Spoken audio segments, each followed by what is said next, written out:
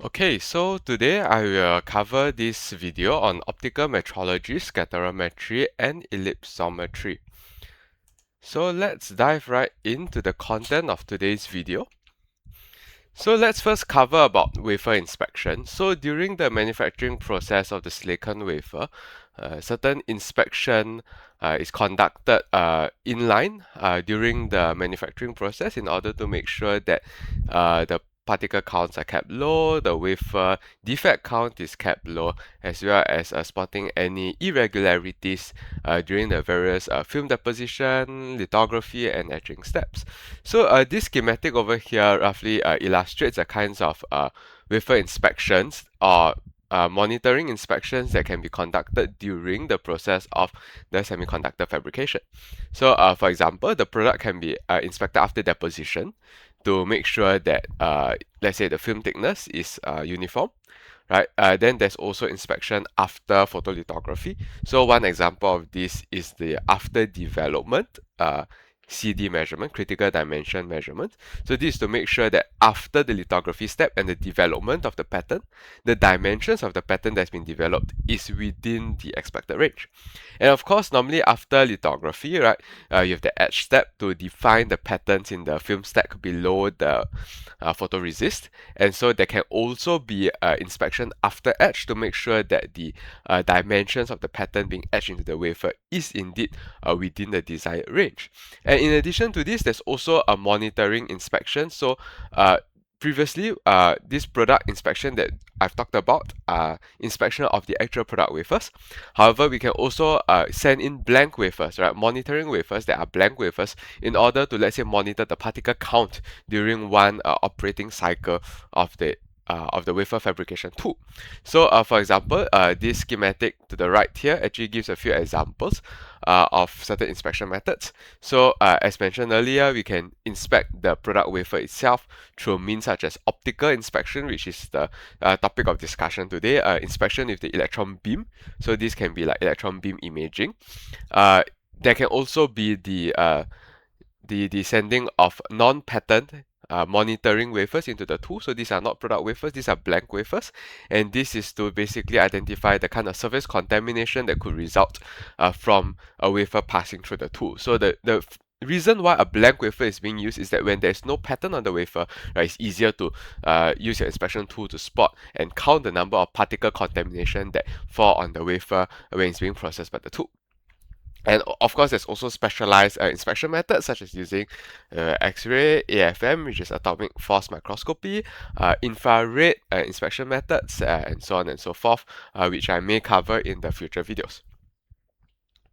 Okay, so let's first talk about optical metrology. So the most basic kind of optical metrology, you can think of it quite similar to optical microscope. So you shine a light and through a lens system, the lens system picks up the light that is reflected off the sample surface and undergoes magnification and allows you to observe certain features on the wafer surface. So in optical metrology, there's two general types of imaging.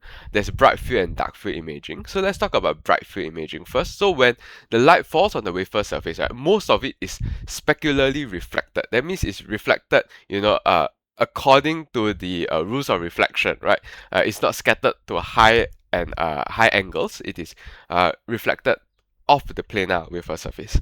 And so in bright field imaging, is this reflected light that is being detected by your lens system and eventually by your detector, your camera, and then the image is constructed from that reflected light. And so in the bright field image, you should expect areas without patterns will be bright, because these are areas where there's no patterns to scatter light off in other directions. And so most of the light incident on the flat and patternless, featureless surfaces will be reflected cleanly off and detected by the lens system. And so you can see in the bright field image here, the areas where there are no patterns, right, appears bright. And so we also have a different mode of imaging, which is called dark field. Right? In dark field imaging, the light that is being captured by the image system is not the specularly reflected light, but is the light being scattered by features, by particles, by contaminants to higher angles. And so therefore, in the dark field image, you should expect areas without any patterns or features to appear dark. Because in this area, all the light is undergoes specular reflection, and there's very little light that is being scattered to very high angles. And so you can see therefore in the dark field image on the right over here, the areas without patterns appear dark, whereas areas such as the edge of patterns, where there's a lot of scattering of light, appears bright. And particle contamination, right, where light is also being scattered, also appears bright in the dark field image. So optical metrology is able to detect the defects on the wafers, and so the main way in which it detects this image is by actually comparing, let's say it is using a bright field image, it compares the bright field image of the area where there's a defect with a defect-free area. So it can be on the same die or on a different die on the same wafer. And so it does an image comparison. Oftentimes it compares with not one image but maybe two images, and it identifies which are areas that are, irregularities that's not expected in the in the normal image that is to be expected of the die. And so these areas of irregularities are then highlighted as potential areas of defect. And so by this comparison, which is done through an automated algorithm, we can actually construct the defect map to identify where the defects are occurring. So in this example over here, the bright color areas, the white color areas are the defects. Okay, so sometimes the defects can occur in the center, sometimes it's a donut-like, so where there's a large center area. Sometimes it's localized at the edge. Sometimes it's like almost a ring, a long, a fairly long region around the edge, right? Can be localized in a certain part of the wafer, can be random, it can be like a scratch line through the wafer, or there can be no identifiable pattern to the defects. And so there's also the kind of threshold in the algorithm. So the threshold basically is how sensitive the equipment is, the algorithm is to identifying an irregularity as a defect. If the threshold is very low and the algorithm is very sensitive, you can identify even very small particles, very small irregularities as defects. However, what is the risk, right? The risk is that you end up having a lot of false positive. You are identifying like normal image variation as defects, which is of course not what we want, because then you have a very elevated defect count and you have a lot of trouble in identifying which are real defects and which are false positives. And on the converse, right, if your threshold is very high, your algorithm is very insensitive, right, your false positives will be very low, but then again, a lot of defects that could be like a killer defect is not actually being identified by your algorithm because it is not sensitive enough. So normally after optical metrology, you can pass the wafer through a review equipment. It could be SEM, normally it's SEM, which is scanning electron microscope, or AFM, atomic force microscope, to confirm that the defect identified is indeed a physical feature on the wafer and not just some image artifact or any like natural irregularities in the image.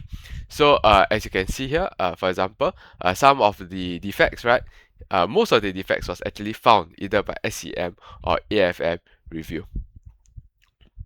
However, right, some of the defects, right, could not be found from SEM. This could mean that the defect is not a physical defect. However, in these cases, it was found with the AFM, so most likely it is indeed a defect found on the wafer, and it's just that the SEM was not able to detect the image. Okay. So this is the whole idea of SEM review. So as mentioned, after let's say the a certain tool, right, the wafer is inspected first with the optical wafer inspection, either in bright field mode or in dark field mode, and the coordinates of all the suspected defects picked up by the algorithm is then recorded, and then the SEM review tool will then go and look through, go to the coordinates of the defects that's been identified, take an image, and potentially, if there's a need, also do an elemental analysis with EDX, which is energy dispersive X-ray spectroscopy, which I will definitely cover in a future video, and this allows for the root cause analysis of the defects. For example, if the defect is observed to be like a thin flake, and the component of the defect is let's say titanium nitride. Now, then you know that this is most likely arising from the flaking off of the TIN barrier layer that is normally used in contact deposition, for example. And so that's an example of how root cause analysis can be performed based on the defect analysis. And so how the SEM tool works is quite similar to previously mentioned the optical tool. So there is a comparison between the image of the defect as well as a reference image taken either from the same die or of the same area on a different die, and then the comparison is being done right through the image processing algorithms to identify the area of the defect. So the good thing about SEM is that it can detect very, very small defects. It can also detect things like scratches, like bridges between patterns and so on and so forth. So now that we have covered the simple bright field and dark field optical inspection, I'll now cover two slightly more interesting specialized techniques that's also being used in the semiconductor fab for basically the wafer characterization. So one of them is ellipsometry. So ellipsometry is a contactless, non-invasive technique measuring changes in the polarization state of light that is reflected from a surface at non-normal incidence. That means incidence at an angle. So it does not measure the film directly in the sense that it does not, for example, take any material out of the film, right? But rather it measures certain optical properties of the film as it interacts with the incident light, from which we can derive film parameters like thickness, refractive index, extinction coefficient, roughness, the extent of interfacial mixing, the anisotropy of the film, the film composition, the uniformity of the film, and even electronic properties such as the optical band gap of the film. And so how these parameters are derived from the polarization state of the reflected light is through a model-based analysis. So exactly how does this work? I will roughly try to explain it in qualitative terms. Of course, there's no need to go into the optics of this. So when light travels through a medium, right, oftentimes, right, if the material is not perfectly transparent, which is the case for most materials, right, a certain amount of the light will be absorbed. And so the absorption of light can be expressed in terms of this Beer-Lambert's law, right, where, a portion of the light is being absorbed, and that's related to the absorption coefficient of the light. So the higher the absorption coefficient of the light, the less light will pass through the sample without being absorbed. And when light passes through a material, it is not only absorbed, but there could also be a change in the phase of the light, right? So the absorption of the light is basically a reduction in the amplitude of the light wave, right? However, not just the amplitude can be affected by light traveling through a medium, but also the phase of the wave, right? And so that's the whole idea of refraction. So when light passes through a medium with a higher refractive index, basically there is a change of phase in the wave passing through, in the light wave passing through the material. And how we can understand this from a more intuitive way is that the material ultimately consists of atoms and electrons, right, orbiting around the atoms, and so therefore there's an electron cloud of the material, and this is in a sense a polarizable electron cloud. And so when an electromagnetic wave passes through a material, electromagnetic wave consists of an oscillating electric field component, right? Oscillating electric field vector.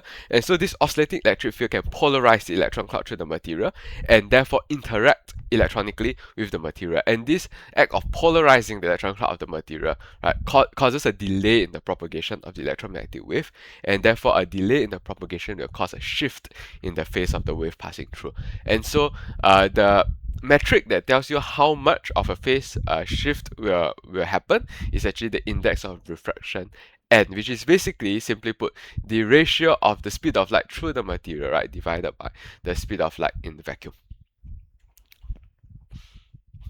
And so therefore, when light passes from air into a certain film, for example, let's look at this example over here. Film 1 is absorbing, so there's an absorption coefficient greater than 0, as seen by the decay in the amplitude of the wave. But it also has a very high refractive index, as seen by how the wave propagation is slowed down and the wavelength of the wave becomes smaller. Right. Remember that v equals to f lambda, the frequency of the light is not changed. Therefore, when the wave is slowed down in the medium of high refractive index, the speed decreases, and therefore lambda, the wavelength, must also decrease. Then after that, it passes through film 2. You can see that the amplitude stabilizes. This means that the absorption coefficient of film 2 is very close to 0, and the wavelength also increases, which shows that film 2 has a smaller refractive index than film 1. And so this is actually the basis of ellipsometry. When light passes through a material, both its intensity and its wavelength can change depending on the absorption coefficient and the refractive index of the material. And this actually allows us to obtain crucial information about the material. So we talked about the amplitude of light and the phase of light, and because light is a transverse wave, it can be polarized. So for example, let's look at this. I think this graphic below is a clearer example. So light is a transverse wave, and let's just look at the electric field vector, right? There's also a magnetic field vector, right, orthogonal to it. But let's look at the electric field vector. If let's say there are two components of the light wave added up together, and its electric field vector, right, one is pointing along the x-axis and one is pointing along the y-axis, then what do you get? You get a resultant wave that has the net electric field vector, right, pointing 45 degrees between the x and y-axis when these two waves are in phase. Okay, when these two waves are perfectly out of phase, right, then we can see a resultant electric field vector that follows a circular path. Okay, actually you can find a GIF for this online. Somehow the GIF over here doesn't seem to work, but it's fine.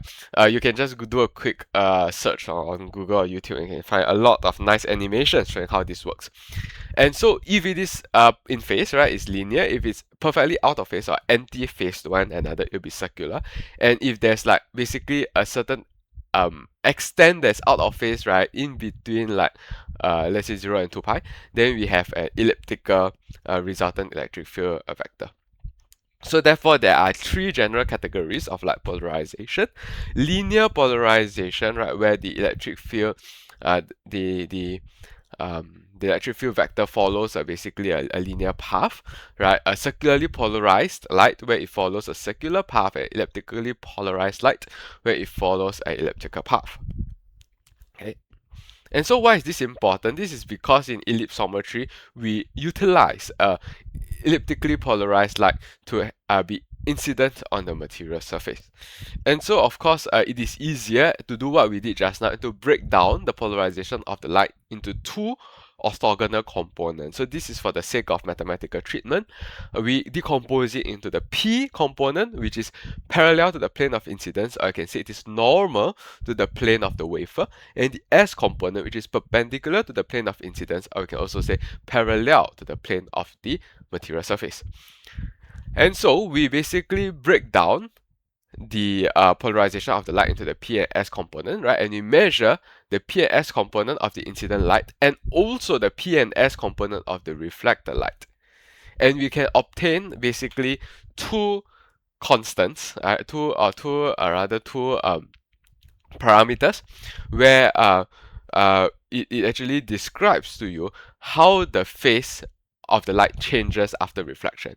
So basically how we obtain this is we take the change in the P and S, the amplitude of the P and S component upon reflection, right, and divide, right, the P component by the S component.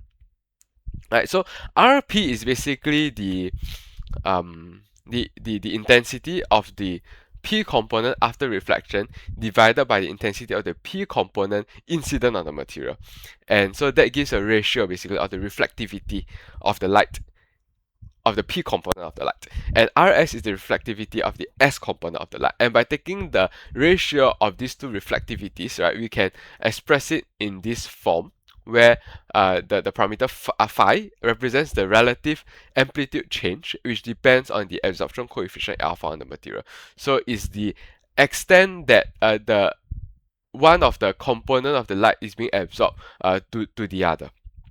And delta is the relative phase change, is the extent that one component of the incident light undergoes a phase change, right, with respect to the other. And so this actually depends on the material refractive index.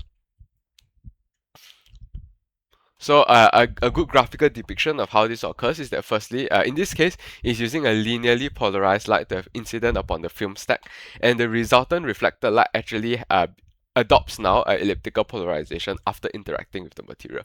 And so we can then decompose this waveform into the P and S component, as well as measure the P and S components of the incident light, right? Substitute that, right, into this equation to obtain the phi and delta. So delta is of course a relative phase change between the P and S components, while phi is the relative amplitude change between the P and S components. And so we can actually basically obtain this phi and delta and use basically equations of optics to go and work backwards and figure out parameters about the film, such as its absorption coefficient, its refractive index, as well as its thickness. So I'll cover a bit about this, the modeling that is required for this in a later slide. But first, let's take a look at what is the components of an ellipsometer. Right, as expected, there's definitely a light source. There's a polarizer to fix the polarization of the incident light. Then there is a rotating analyzer that kind of measures the amplitude of the light at different angles of polarization. This allows us to quantify, right, the polarization of the reflected light and calculate our phi and delta parameters. So there are a few kinds of ellipsometers. There's one way that you can manually adjust, right, the analyzer. Of course, that is not used because it is slow and intensive to use. There's a rotating analyzer ellipsometry where this analyzer rotates and therefore automatically calculates and obtains the polarization of the reflected light. However, the problem with this equipment is that it's usually monochromatic. That means the light source is only able to output light of a fixed wavelength and frequency. And therefore, the most commonly used equipment in the commercial as well as the laboratory setting is the spectroscopic ellipsometer, which actually utilizes light of a broad spectral range. This allows us to have more accurate model fitting, as you can fit the phi and delta parameters over a range of incident wavelengths and therefore obtain better measurement, indirect measurement of your material properties. This is why, right, a spectroscopic ellipsometer can give you more information, the full optical properties such as N, K, thickness, band gap, right? For example, how does it detect band gap? If it realizes that at a certain wavelength of light, there's suddenly a large increase in the absorption coefficient. Well, what does that tell you? That tells you that at that point, the incident light has enough energy to overcome the band gap of the material and get absorbed, right? So that can also tell you information about the band gap of the material. Okay. So what is the sample requirement for ellipsometry? There must be specular reflection. If your reflected light is scattered in all directions, right? Basically, there's a much weaker signal than you can detect. So therefore, right, the surface must be planar across the footprint of the light beam. That's typically a few millimeters in diameter. It needs to be smooth enough to achieve a good specular reflection. It must be reflective because imagine if it absorbs most of the light, there's very little signal that you can work with. It cannot be too thick as a result. Therefore, non-transparent films must be less than the penetration depth of light to ensure that the absorbing films do not absorb all your incident light. So therefore, there's basically kind of a thickness limit. The dielectrics must be less than 60 microns in thickness.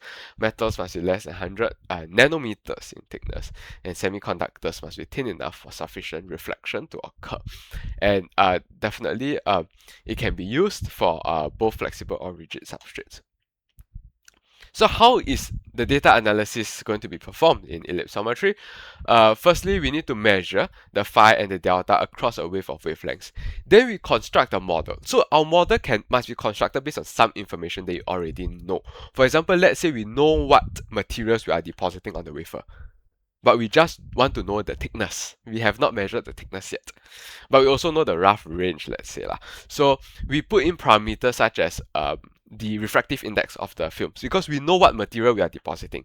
So presumably we have already done experiments or there's a certain database that can use to obtain the refractive index and the extinction coefficients of these materials. Then there's only one unknown, let's say now thickness, right? So we then basically run this model through basically a calculation software to figure out what the phi and delta will look like if this model was true. And so then after that, we match the resultant theoretical curve with the measured curve and see if it matches. If it matches means, wow, we are extremely lucky, right? The thickness that we guess is exactly equal to the thickness of the actual sample, which probably is not the case, right, normally. So we if the model does not fit the experimental result, we have to tweak the model, change the thickness a bit, and then try to fit again and see if it is a closer fit or a worse fit. And if it is a closer fit, means we are getting closer to the actual value of material thickness. And so we repeat this iterative process to minimize the deviation between the measured curve as well as the theoretical curve until the theoretical model exactly fits the measured values with a very small mean square deviation. Then we can conclude to a high degree of certainty that we have obtained the thickness of the material in the film stack. Okay. And so this example that I told you verbally is the case for when we know the refractive index and extinction coefficient, because we know what material we are depositing, but we don't know the thickness. Alternatively, we could also know the thickness but don't know the refractive index. Right? For example, maybe we use a different method, right, to already measure the thickness of the film. But this film is a non-stoichiometric film. It's not, you don't know the atomic ratio of the elemental ratio of this material. So we are not 100% sure what its refractive index will be. So then in this case, right, thickness will be a fixed value and we are altering the value of refractive index until we get a good fit between the measured curve as well as the experimental theoretical model. And of course, in a real case, right, the film is not perfect, right? There would be surface and interface roughness, there could be thickness non-uniformities, there can be concentration gradients, and we can use certain tricks to help us deal with such non-idealities when constructing their theoretical model. For example, surface roughness can be modeled as a mixed layer, right? Let's say the substrate is silicon, the layer is let's say let's just say a liner layer, for example, titanium, for example. Then if there's a mixed layer, right, so this layer over here in the model will be maybe 50% silicon, 50% titanium, something like that. Okay, and if, right, there's a thickness non-uniformity, it can be represented by a range of thicknesses in the film stack, right? And if there's a concentration gradient, of course, it can be a stack of layers with a trend in concentration, right? And this can be easily performed. And so examples of the use of ellipsometry is to map the thickness of the film across the wafer surface. Right, it can be done, let's say in this case, before and after etching, to see how uniform the etch process is. And we realize that there's actually a large variation in the thickness of the film after etching. Right, certain areas there's still 86 nanometers of film left, certain area it gone down to 0. Right, so there's a highly non-uniform etching process with a poorly controlled process, and so therefore we conclude that this etching process needs to be further improved. And another application of ellipsometry is for in situ growth monitoring of the basically the thickness of the material as it is being grown on the wafer surface. So you can see that as time progresses, the growth rate can be monitored in situ. So you don't have to take the wafer out, measure it, put the wafer back. And why do we not want to do that? Because let's say your material on the film is sensitive to oxidation. If you take it out of the deposition chamber, measure it, and put it back, a layer of oxide could have already grown on your surface, right? And that is basically non-ideal. And okay, the last method that I'll cover in this video today is scatterometry, which sounds similar to ellipsometry but slightly different, because ellipsometry measures the polarization of reflected light. Scatterometry basically measures the interference pattern of light that has been scattered off a wafer surface that has some sort of regular pattern. So you may have played before with diffraction gratings, right? In secondary school, you shine light through a diffraction grating, it gets it undergoes interference, and if you shine a laser light, you get a diffraction pattern. If you shine white light on it, it can split the white light into various colors, right? And thus obtaining a kind of rainbow kind of pattern that comes out of the diffraction grating. And you may also have played with diffraction gratings that is in the form of like grooves that is etched onto a certain film. Right, so the usual diffraction grating is a like a netting, right? A netting of, like, let's say, wires that basically light that shines through it, correct? Gets split up into the diffraction pattern. However, I'm not sure if you've played before, diffraction gratings can also be grooves on the surface, and light reflected off it gets split into the diffraction pattern. And the concept is the same basically, because when light passes through a diffraction grating, right? Each each what do you call that, basically? Each slit, right? Each slit acts as a light source, as a separate point source, and therefore the various point sources from each slit interfere with one another to form the diffraction pattern. It is similar to this case of grooves that's etched on the sample surface. Light that's reflected off each groove, right, kind of acts as a point source that can interfere with one another, forming a diffraction pattern that can be detected. So if you remember, the diffraction pattern occurs in the form of basically alternating maxima and minima as you sweep across the theta values. And so likewise, right, when there's a pattern on the wafer surface, light that is undergoes scattering and interference of this pattern surface, right, there's alternating a maxima and a minima as theta values is changed. Okay, so of course it's not as perfect as the diffraction pattern that you know is used to observing in the school laboratory, because of course here the patterns on the wafer surface may not be as regular, right? And so scatterometry, what it does is that basically it is somewhat similar to ellipsometry, in the sense that there's a fitting between your experimental profile and a theoretical profile constructed based on the optical model, and basically we modify the theoretical model until the theoretical curve almost exactly fits the experimental curve, and this allows us to basically know what the like spacing, let's say, between the pattern is, as well as maybe even the profile, right, of the patterns that's being etched on the silicon wafer.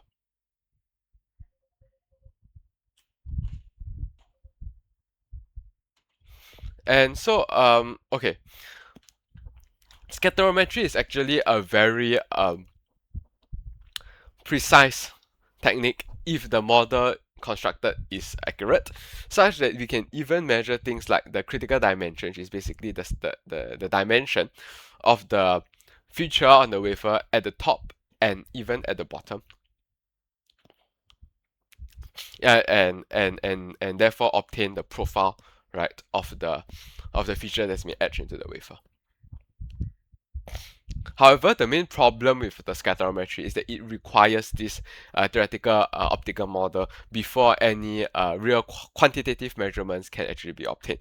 So that is one weakness of scatterometry in measuring critical dimension, because whereas your scanning electron microscope can just image the sample and obtain the critical dimension from the image without any modeling required, right, the scatterometry tool requires a preloading of at least some reference models into the equipment, such that it can then conduct a matching between the theoretical models and the experimental profile to determine what is the actual critical dimension of the wafer surface.